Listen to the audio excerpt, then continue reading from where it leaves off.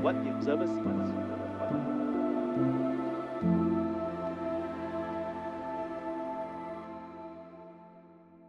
Hi guys, welcome to today's episode where we'll talk about getting to an end game. So how do games drive vision? And when we talk about vision, a lot of people have concepts about vision. Everyone has an idea about vision. But let's go to a deep dive about vision. So what does it really consist of? Right. So I think in simplest terms, vision is a path forward for an organization, right? Yeah. So when you think about organizations that when they want to set a vision, they have kind of a tagline or something that represents what they want to achieve as a business. Yeah. Right. So, for example, a very simple one an example that we can take maybe from TED is something as simple as spread ideas. Right. So essentially, it's a very short understanding of what the company is all about and what it wants to achieve, essentially.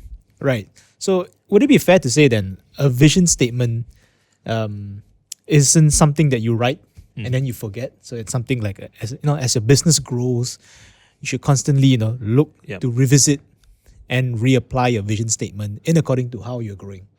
Yeah, of course. It is definitely a very live statement, a live statement, I mean. So it's not something that you set when you're founded and it doesn't change. It obviously definitely changes over time as the business kind of refocuses its position in the market, what it wants to achieve, the customers that they want to kind of attract as well. So it's kind of an evolving statement that represents the business, right? And it kind of changes over the years as the business goes through different phases. Right. And on average, when we talk about revisiting vision, changing up how we approach things. So what is like the average that we know of, or you know of in this case, Arun, for businesses to revisit their vision? Well, it shouldn't be something that they revisit very often. Yeah. Of course, if there are major milestones that the business goes through that kind of change its course or change its path, then obviously maybe it's time to rethink that overall vision and the question of what Simon Sinek sometimes says, like that why, understanding the why, right? So over time it might change because of those kind of major changes in strategy. Right. But essentially it should be something that is very simple that people in the organization understand, but also for external people who kind of hear the vision statement, they kind of understand immediately what the business is all about. So I've also heard stories of some companies where they put like multiple posters of their mission, their vision statement all across the office space. Right. And you mentioned that external people coming in to kind of understand what the vision is, right? Yep. And they walk into the office and they're like, oh, it's up there. Yeah. Right, it's up there.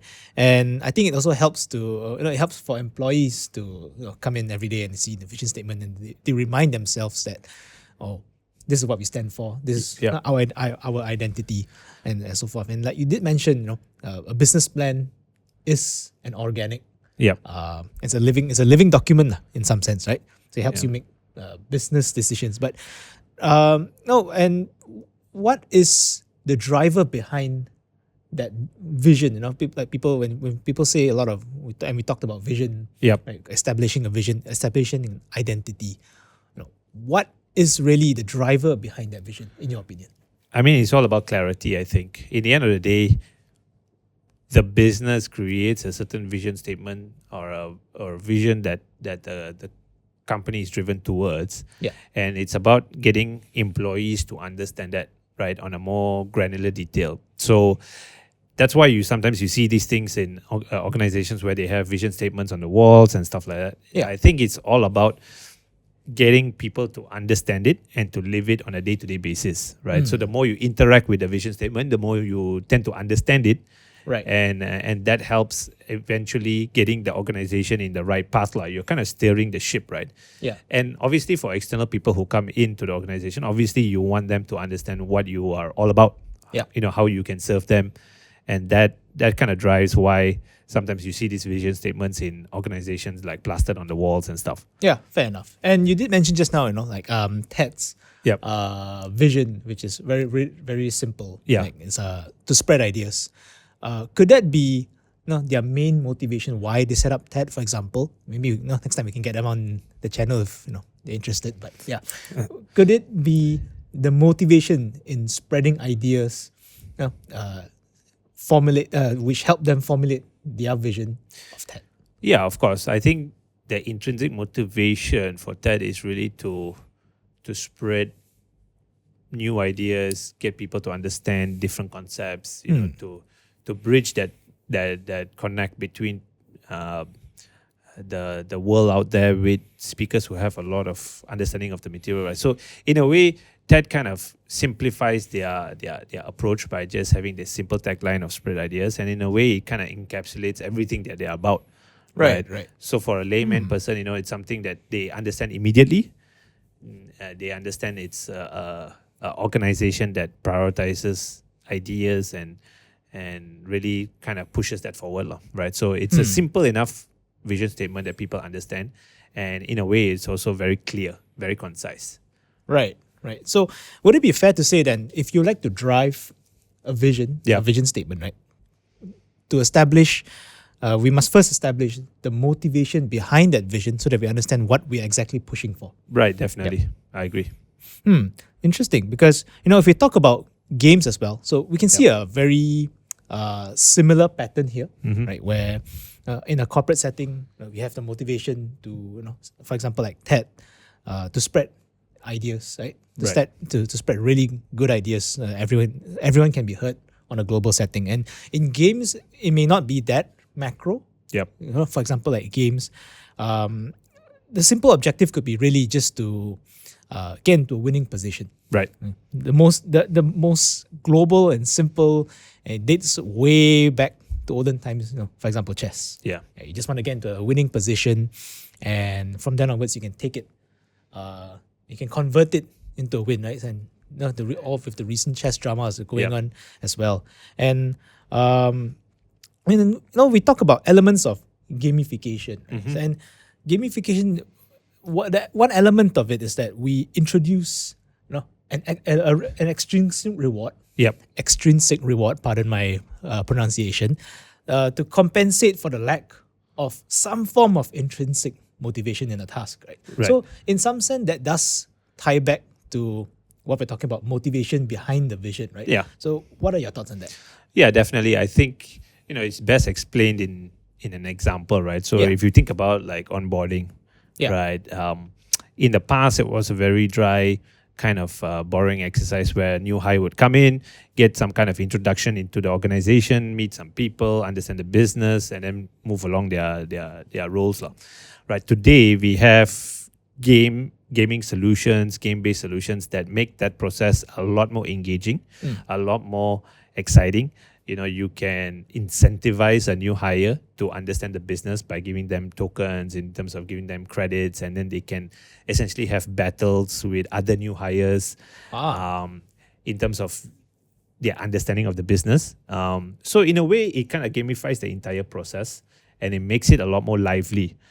For a new hire, they don't feel as restricted as they did in the past. Now they have a lot more responsibility, ownership to kind of bring that kind of process forward in a more livelier manner.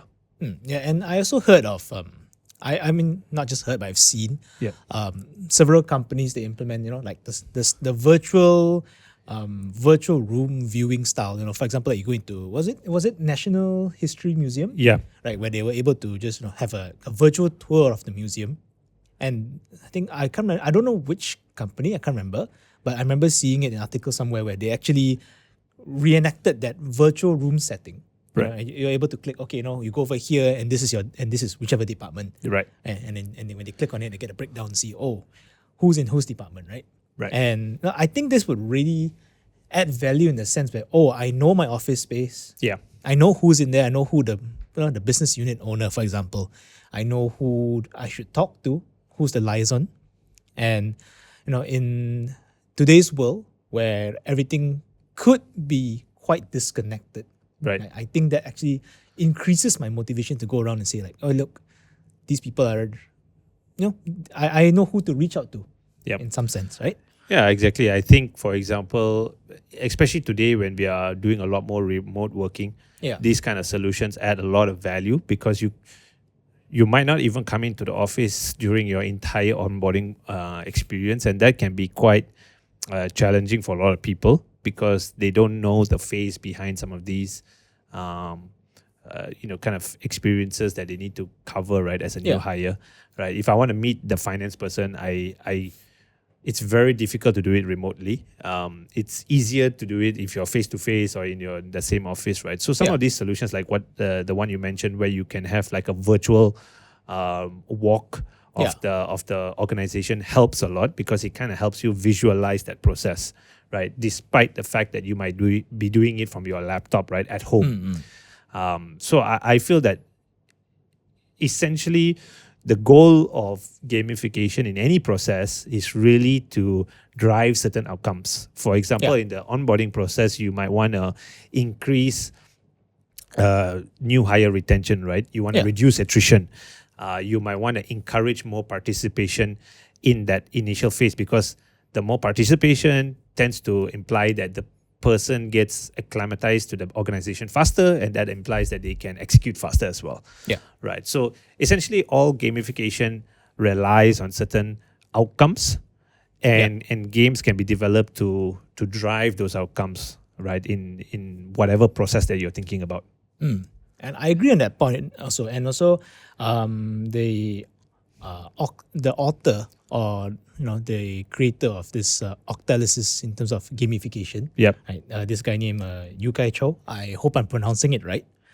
He did mention, a tip to making something more successful, right, is to implement the social aspect. We mentioned disconnection. We mentioned that it's more on play on employee well-being, for example, Right. the motivator behind it, right?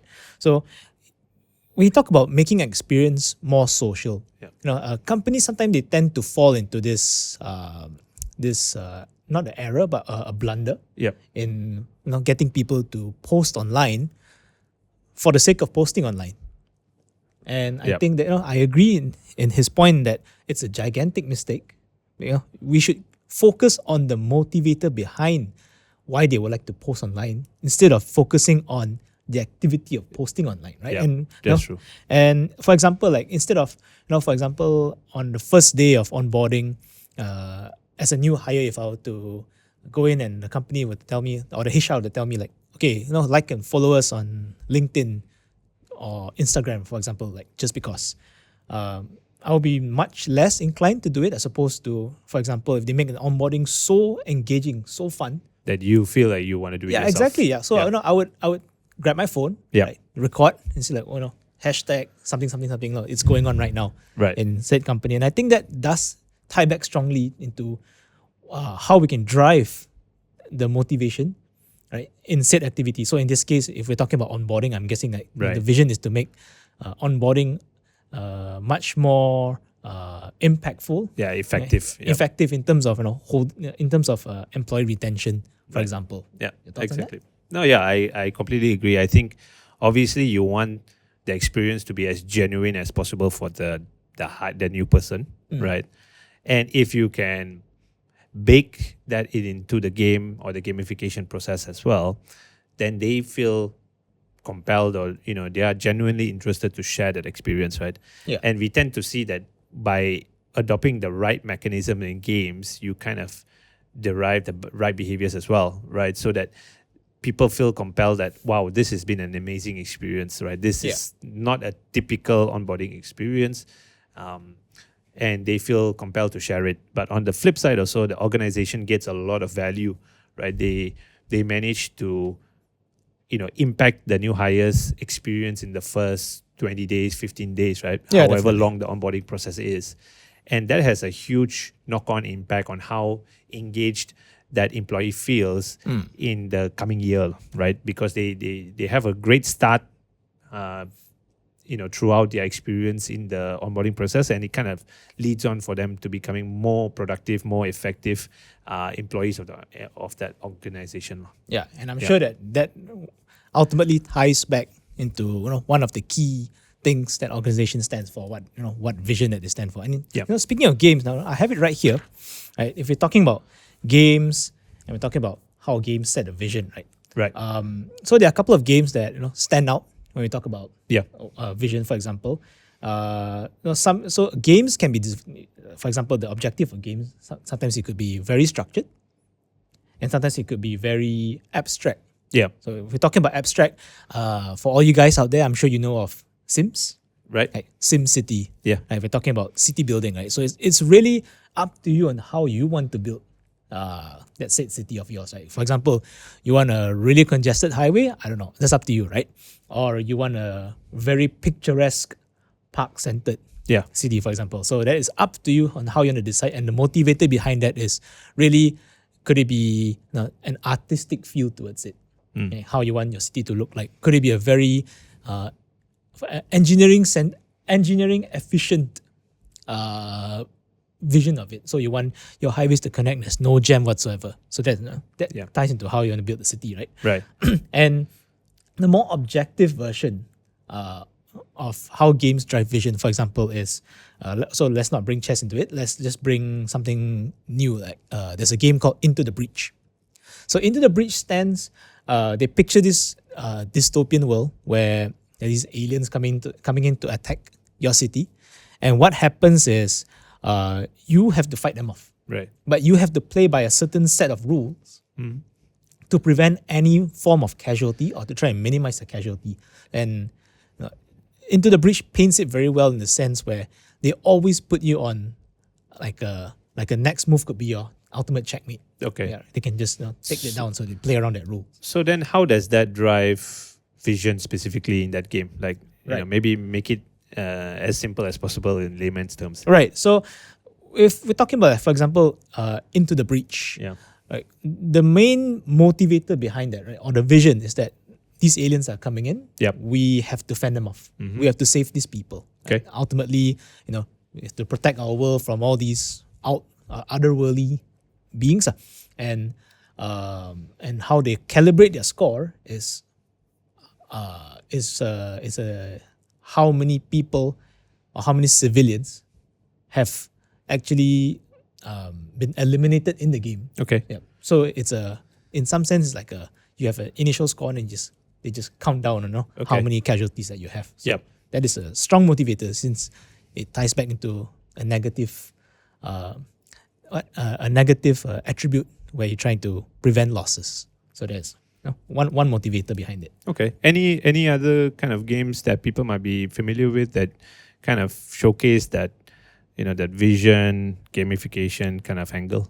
Right. So if we think about, for example, RPGs tend to do this a lot. Yep. So RPGs are role-playing games. Yep. A very popular out there is Genshin Impact. I know a lot of you play these games. And all these MMORPGs, MMO stands for Massively Multiplayer Online role-playing games. They have all these like main quest, side quest, things to do in the game. And I think that these elements are very easy to implement in the workspace as well. So we talk about gamification. Gamification is basically, again, like we try to get you to repeat a certain action, right, in hopes of encouraging you to further implement this, to further do this more in the workspace, or to, just in general, just to further do this more, right? Okay. So you have a main quest, side quest, and for example, we have an app called Happily, Right. and it's more of like a tool to encourage you, for example, to go out and walk, go out and explore your network, your network, go out and go out and do a good job, because that's how they reward you with coins, for example. So all these like milestones that you can set with gamification, we can think of it as quest based. So I think definitely there are so many applications, whether they may be B2C games out there that people are very familiar with. They might not be able to see the direct link sometimes between the game and the overall vision. Even for something as simple as chess, I think it takes kind of a step further than a beginner to understand that the ultimate goal is to have a strategy in place that enables you to win. Yeah. Right. As a beginner, I kind of just go through the motions, right, when I play chess. But over time, you start to understand that the overall aim is to beat the king, and Yeah. you need to have a very clear vision on how you want to do that. Yeah. Right. So, moving on, I mean, you did mention that, we're going through the motion Right. and things like that. And the difference between, like chess, super grandmasters and, like people like us where we just play, Yeah, for and we're fun, like, yeah. And we hey, look, we get to some form of position. We're like, okay, now we know what to do, Yeah. right? So it's that, all these chess super grandmasters, they already know the motion. They already know how to get to that position. So they have a very clear vision of what they want, Okay. right? And I guess compared to us, where it's much harder for us to see, okay, we need to get to this, and the reason why. And I think when we tie it back into organizations, right, that I think is one of the main pain points for Yep. organizations when they try to communicate that vision down to employees so that they can see from their perspective. So it's like Right. chess grandmasters trying to communicate how they want their winning position to be, right? Yeah. When they coach you, so that you have an idea on how they envision things, Right. right? So that you can Yeah. build So to that. now I can really see that connection between that strategy and how that overall vision first, and then Yeah. how do you communicate that strategy down to employees, and hopefully they understand it as clearly as the team that is setting it, right?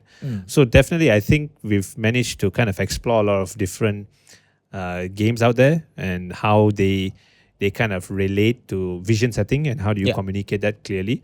And clearly we see that there are a lot of correlations between the games that are widely available to some of the more nuanced vision setting exercises that organizations go through. Yeah, ultimately, setting a vision is abstract, and it's really accustomed to what you stand for. And we did mention before, Yeah. vision is a living object, right? Yep. It's a living document, as well as business setting and et cetera, et cetera. Yeah. Okay, great. I mean, I think that more organizations can really benefit from gamification because I think of a lot of those intrinsic motivations come through a lot clearer by using games. Yeah. And hopefully that kind of cascades down a lot simpler, in simpler terms to employees, and they execute better, right? So whether it be onboarding or hiring processes, whatever processes that you have in an organization that you want to gamify, I think that approach can give you a lot of great results if you know how to implement it and execute it well. Thanks everyone for tuning in to today's episode of What the Observer Sees. We hope you enjoyed today's episode. And if you'd like to know more, feel free to follow and subscribe for more episodes.